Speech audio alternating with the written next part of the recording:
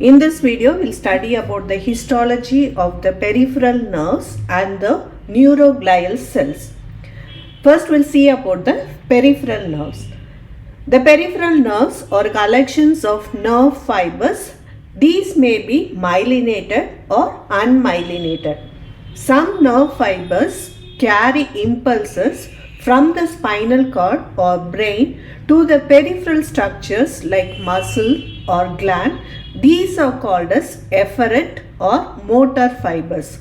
The efferent fibers are axons of the neurons located in the gray matter of the spinal cord or of the brainstem.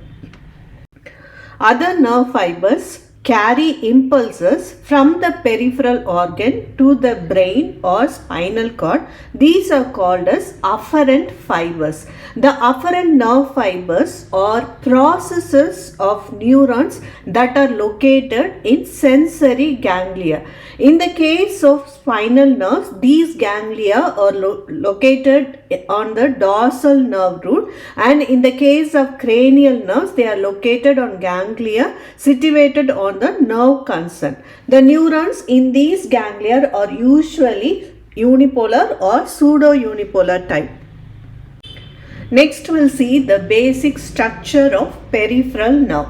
In the peripheral nerve, each nerve fiber with its Schwann cell and basal lamina is surrounded by a layer of connective tissue called as endoneurium. So here you can see, so this is one nerve fiber which is surrounded by the Schwann cells. So surrounding the Schwann cells, you have the connective tissue layer. So that is called as the endoneurium. The endoneurium contain collagen, fibroblast, Schwann cells, endothelial cells and macrophages. Many nerve fibers together they form bundles. So this is one nerve fiber. Like this you have many nerve fibers. So this forms a bundle or fasciculi. So the endoneurium holds adjoining nerve fibers together and they facilitate their aggregation to form the fasciculi. Each fasciculus is surrounded by a thick layer of connective tissue that is called as the perineurium. The perineurium is made up of layers of flattened cells separated by layers of collagen fibers. The perineurium probably controls the diffusion of substances in and out of the axons. A very thin nerve may contain a single fasciculus, but usually a nerve is made up of several fasciculi. The fasciculi, so this is one fasciculus, this is another fasciculus. Like this you have so many fasciculi. So these fasciculi are held together by a fairly dense layer of connective tissue that surrounds the entire nerve, that is called as the epineurium. So epineurium surrounds the entire nerve, the perineurium surrounds each fascicle and the endoneurium surrounds each nerve fiber. When you see the clinical correlation, the epineurium contains fat that cushions nerve fibers. Loss of this fat in bedridden patient can lead to pressure on the nerve fibers and paralysis. The blood vessels to a nerve travel through the connective tissue that surrounds it. Severe reduction in the blood supply can lead to ischemic neuritis and pain. This is a histological picture of the peripheral nerve. So here you can see the fascicle. So this is one fascicle, the next fascicle. So these are surrounded by a layer of connective tissue that is the perineurium. So when you take the section of the entire nerve, that will be covered by the epineurium. So each nerve fiber is surrounded by the endoneurium. So endoneurium, perineurium and epineurium. Next we'll see about the neuroglia. In addition to the neurons, the nervous system contains several types of supporting cells that are called as the neuroglia. When you see the types of neuroglia, you have the astrocyte. So this is the astrocyte. Then you have the oligodendrocytes. Then you have the microglia. So these are found in the parenchyma of the brain and the spinal cord. Then you have the ependymal cells which lines the ventricular system. Then you have the Schwann cells, lemocytes or peripheral glia that forms the myelin sheath around the axons of the peripheral nerve. It is important to note that both neurilemma and the myelin sheath are the components of the Schwann cells.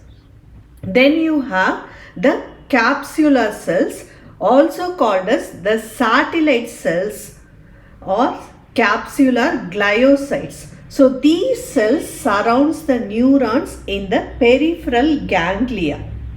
Then other than this, you have various types of supporting cells found in relation to the motor and sensory terminals of the nerve fibers.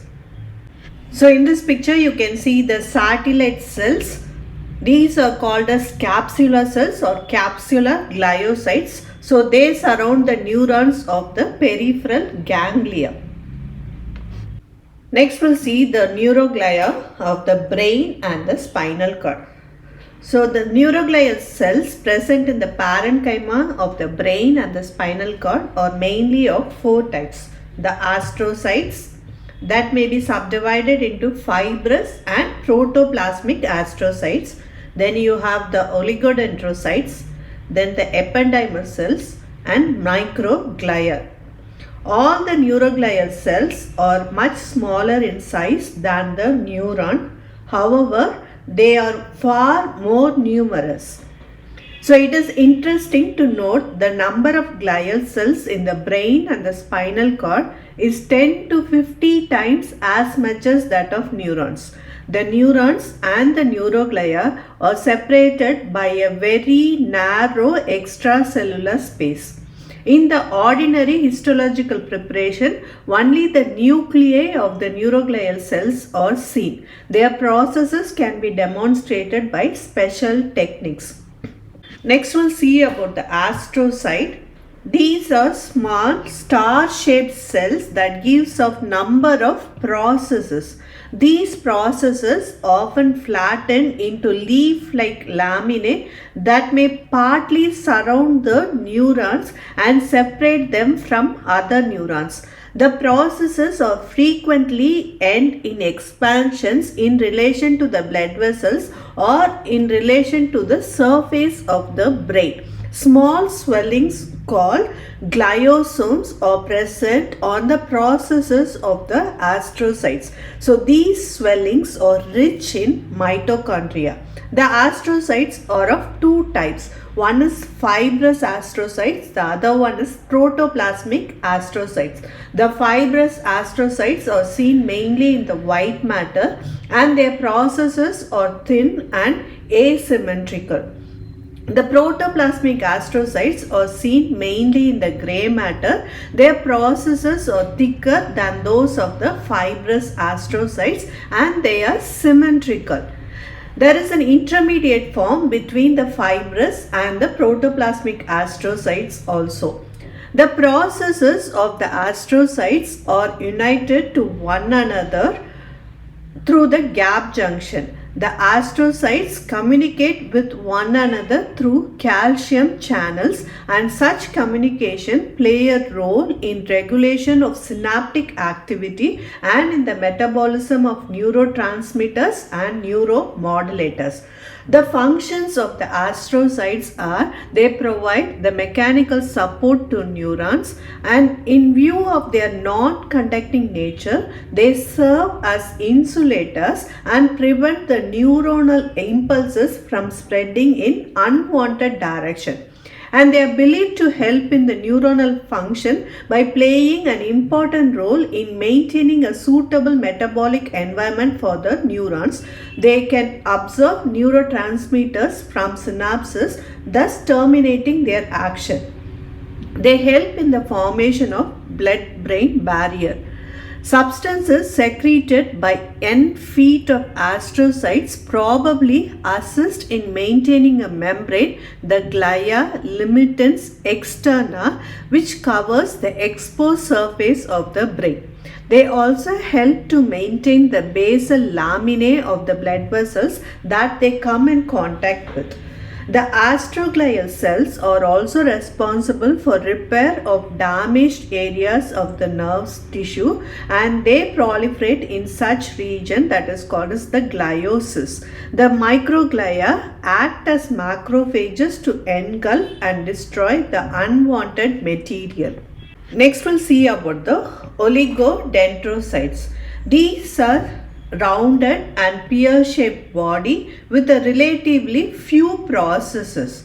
These cells provide myelin sheath to the nerve fibers that lie within the brain and the spinal cord.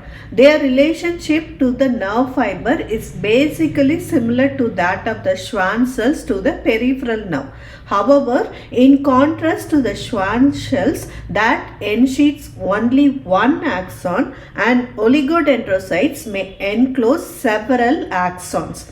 The oligodendrocytes are classified into several types depending upon the number of neurons they provide sheath to. As a rule, the oligodendrocytes present in relation to large diameter axons provide sheath to fewer axons than those related to axons of small diameter. The plasma membrane of the oligodendrocytes come into contact with the axolemma at the nodes of the Ranvier. When you see the function of the oligodendrocytes, they provide myelin sheath to the nerve fibers within the CNS for fast conduction of nerve impulses. Next we'll see about the ependymal cells. The ependymal cells align the ventricles of the brain and the central canal of the spinal cord. The ependymal cells are mainly of three types: the ependymocytes, choroid epithelial cells, and tanycytes. The ependymocytes constitute the majority of the ependymal cells, and the specialized ependymal cells in the choroid plexus or the choroidal epithelial cells, which secrete the cerebrospinal fluid. The ependymal cells lining the floor of the fourth ventricle have long basal processes, and they are termed as tanycytes. When you see the function of the ependymal cells, they are concerned in exchange of material between the brain and the cerebrospinal fluid at the brain cerebrospinal fluid barrier. The blood in the capillaries of the choroid plexus is filtered through the choroid epithelial cells at the blood cerebrospinal fluid barrier to secrete the cerebrospinal fluid. Next we'll see about the microglial cells. These are the smallest neuroglial cells, and the cell body is flattened and the processes are shorter. These cells are frequently seen in relation to capillaries. As already stated, they differ from other neuroglial elements in being mesodermal in origin, and they are probably derived from the monocytes that invade the brain during the fetal life, and they are more numerous in the gray matter than in white matter. When you see the function of the microglial cells, they act as phagocytes and become active after damage to the nervous tissue by trauma or disease. The microglia act as macrophages to engulf and destroy the unwanted material. So when you see the pathological correlation, the precursors of the neural cells can give rise to medulloblastoma.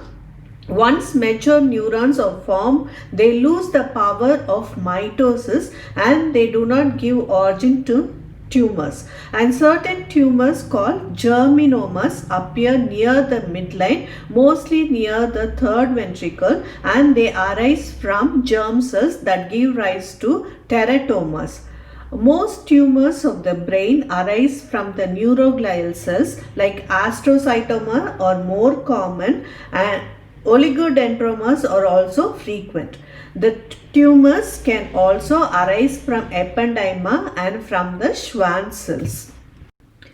Next we'll see about the synapses. Synapses are the site of junction between neurons. The synapses can be broadly classified into chemical synapse and electrical synapse.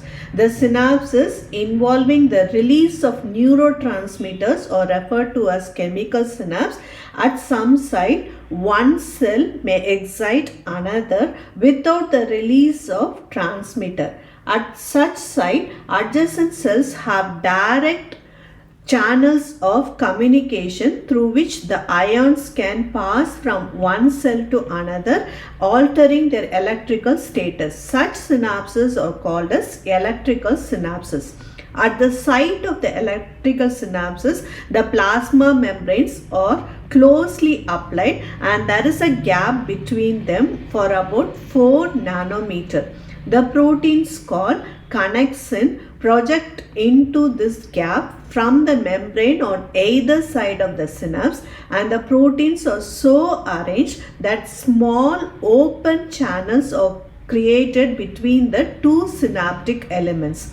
The electrical synapses are common in lower vertebrates and invertebrates, and they have been demonstrated at some sites of the brains of the mammals, example in the inferior olive and the cerebellum.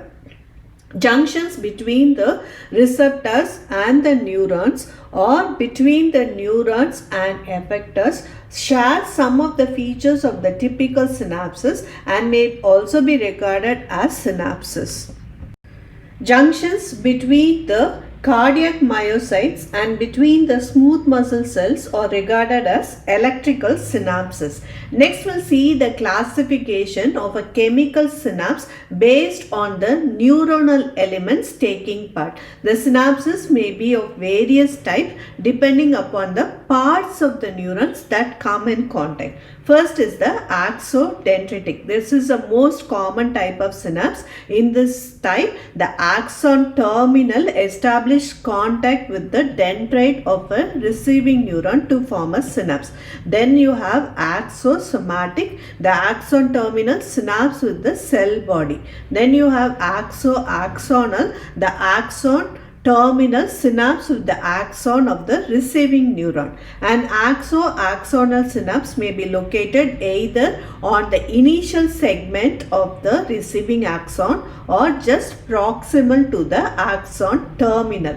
Then you have the dentato-axonic synapse. In some part of the brain, example thalamus, we see some synapses in which the presynaptic element is a dendrite instead of an axon, which synapse with the axon of the receiving neuron. Then you have the dentato-dendritic, the synapses between the two dendrites.